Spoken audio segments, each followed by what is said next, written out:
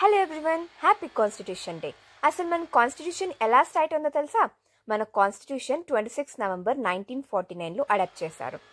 26 జనవరి 1950 నుండి దాన్ని ఇంప్లిమెంట్ చేశారు. అందుకే మనం రిపబ్లిక్ డేని సెలబ్రేట్ చేసుకుంటాం. ఈ కాన్స్టిట్యూషన్ని డిజైన్ చేసిన వారు డాక్టర్ బిఆర్ అంబేద్కర్ గారు. ఆయన్ని ఫాదర్ ఆఫ్ ఇండియన్ కాన్స్టిట్యూషన్ అని పిలుస్తాం. మనం కాన్స్టిట్యూషన్లో చాలా ఇంపార్టెంట్ అయిన పార్ట్ ఏంటి అంటే ఫండమెంటల్ రైట్స్. వీటి వల్ల మనకు freedom of speech, equality, religion, follow అయ్యే రైట్ ఆఫ్ ఎడ్యుకేషన్ అన్నీ దొరుకుతాయి. సింపుల్గా చెప్పాలంటే కాన్స్టిట్యూషన్ చెప్తుంది మీరు ఫ్రీ సిటిజన్స్, మీరు స్లేవ్స్ కాదు.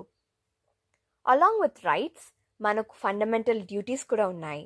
అంటే రైట్స్ ఎంజాయ్ చేస్తే రెస్పాన్సిబిలిటీస్ కూడా అవ్వాలి కదా. ఎస్, రైట్స్ని ఎంజాయ్ చేస్తే రెస్పాన్సిబిలిటీస్ కూడా ఫాలో అవ్వాలి కదా. సో నేషనల్ ఫ్లాగ్ని రెస్పెక్ట్ చేయాలి, ఎన్వైర్న్మెంట్ని ప్రొటెక్ట్ చేయాలి, మన కంట్రీ యూనిటీని మెయింటైన్ చేయాలి. ఇండియా ఒక డెమోక్రటిక్ కంట్రీ, అంటే people choose their own leaders through elections. No king, no queen, only people power. Indian constitution one of the largest written constitutions in the world. Old countries కూడా మన కాన్స్టిట్యూషన్ని respect చేయాలి. Actually constitution just law book కాదు, ఇది మన daily life guide లాగా. స్కూల్లో equal treatment, కోర్టులో జస్టిస్, గవర్నమెంట్ సర్వీసెస్ అన్నీ కాన్స్టిట్యూషన్ వల్ల.